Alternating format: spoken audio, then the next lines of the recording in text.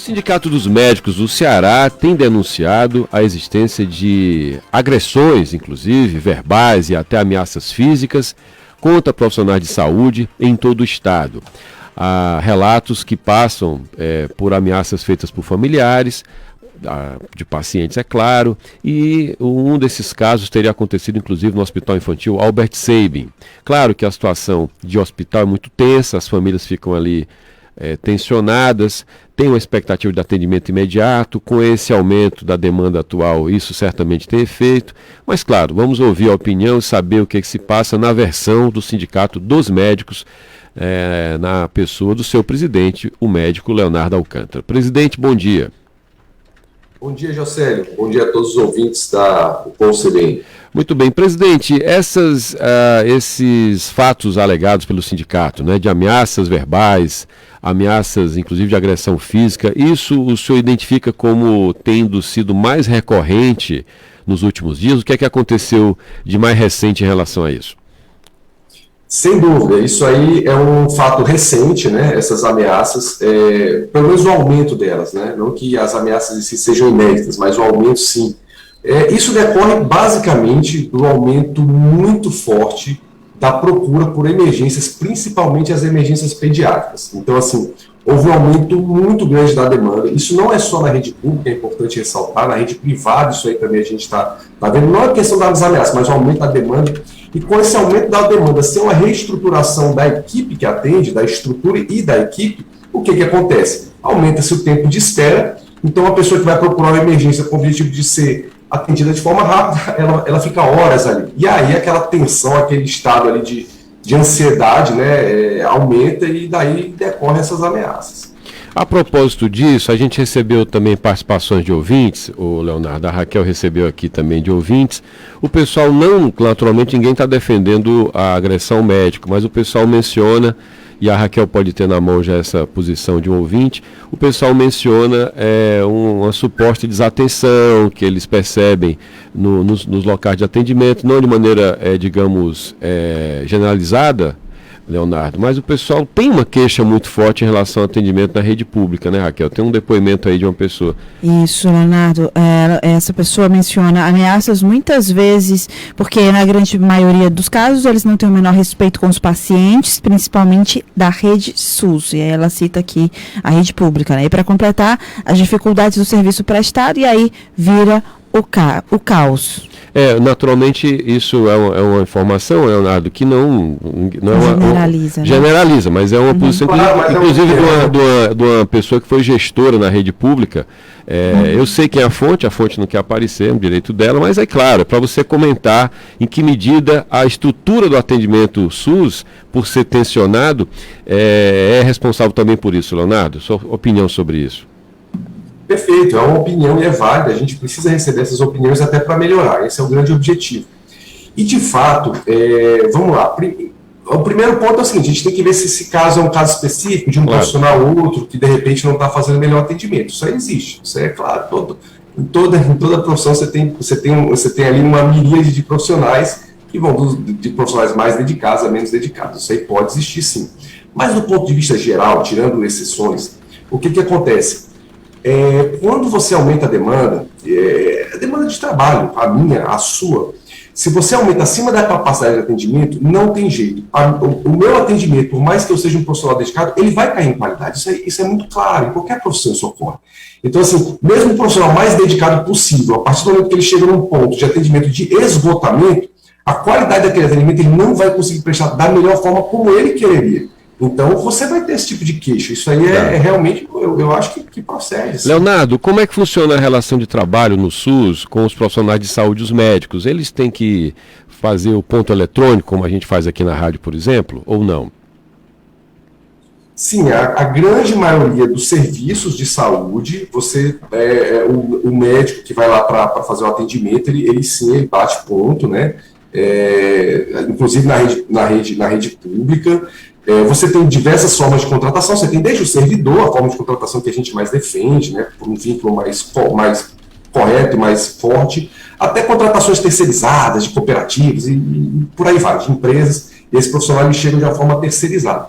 Mas, de forma geral, sim, os profissionais eles precisam bater pontos, se os profissionais atrasarem na batida do ponto, inclusive há um desconto desse salário, né? Isso aí é de forma geral. Eventualmente, pontualmente, se tiver algum caso específico, né? Às vezes o profissional médico que está numa posição de gestão, às vezes a questão do ponto é mais flexibilizada, mas o profissional que está ali atendendo o profissional, o paciente, perdão, a população, ele bate ponto, sim. Leonardo, com relação à segurança dos médicos nesse atendimento, essas agressões que você fala, vocês têm alguma proposta de um novo protocolo para o atendimento, para proteger os profissionais? O que é que vocês têm de concreto em relação a isso?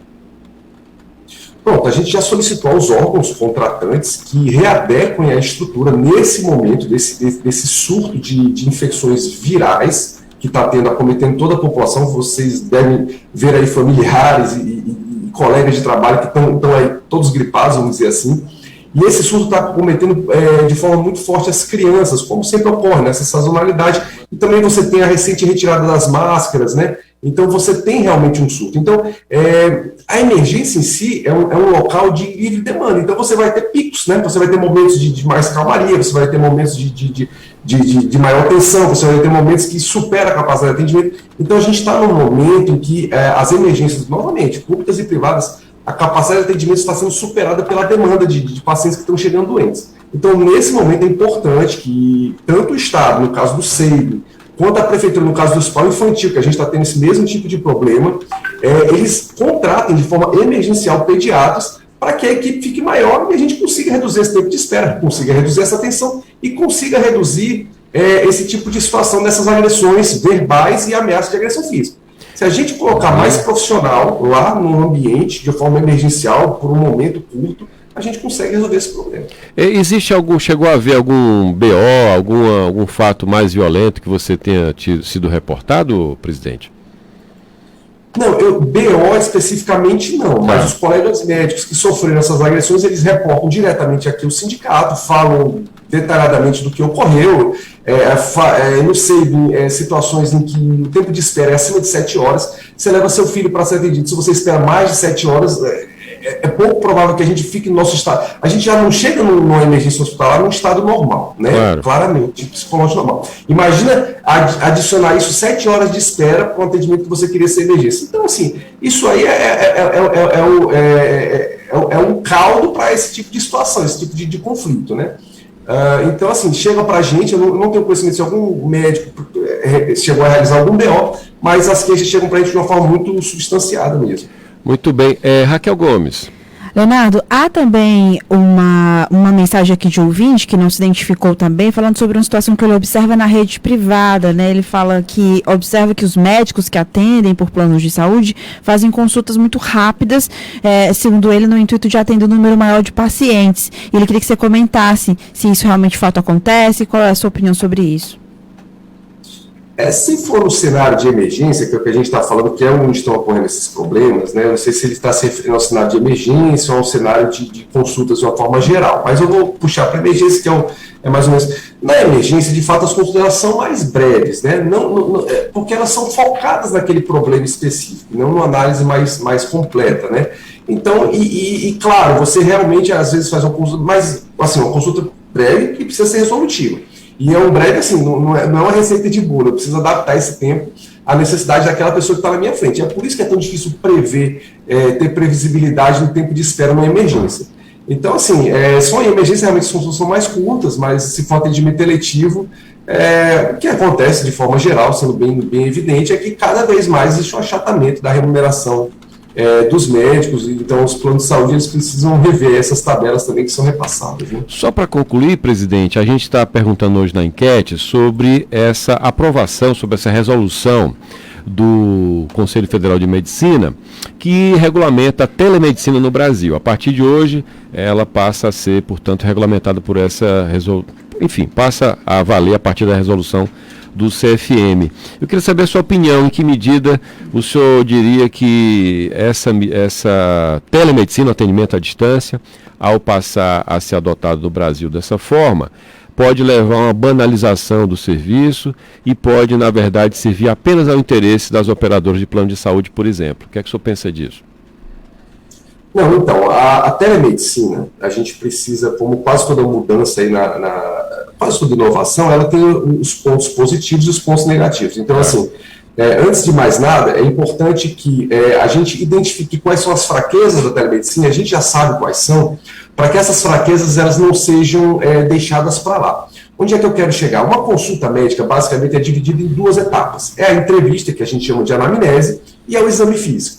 Então, já nasce a primeira fraqueza da telemedicina, a impossibilidade de um médico fazer um exame físico. Você, pela distância, não consegue examinar o paciente. Então, já existe uma fraqueza. Então, precisa se encontrar formas de solucionar isso, certo? Muitas vezes, numa segunda consulta, aquela consulta que o paciente já conhece o médico, já fez o exame físico na primeira, não há grande prejuízo na telemedicina, mas para a primeira consulta isso aí já pode ficar mais problemático. Isso aí também varia de especialidade para especialidade. Tem especialidades que você não pode fazer uma consulta sem fazer o exame físico. Palpação, ausculta, cardíaca, esse tipo de coisa, ausculta pulmonar. E tem especialidades que você já pode, dependendo da situação, você eventualmente abrir mão disso. Então, onde é que eu quero chegar? Tem caso e caso. E para isso é importante que todo esse processo da telemedicina seja realmente regularizado pelo órgão que regula a prática médica no Brasil, que são o Conselho Federal e os Conselhos Regionais. Esses aí são os órgãos que têm a capacidade e a competência de cuidar disso. É importante que isso não seja feito exatamente só pelas operadoras. É importante que o CEF tenha a chancela dos conselhos de medicina. Ok, presidente Leonardo, muito obrigado pela entrevista. Desejo que nós tenhamos aí dias mais tranquilos para os médicos, né, sem esses riscos de ameaça, de agressão que o sindicato está denunciando. Muito obrigado, bom dia para o senhor. Obrigado, eu tenho um bom dia. Muito bem, eu conversei com o Leonardo Alcântara, presidente do Sindicato dos Médicos do Ceará, são 9h52.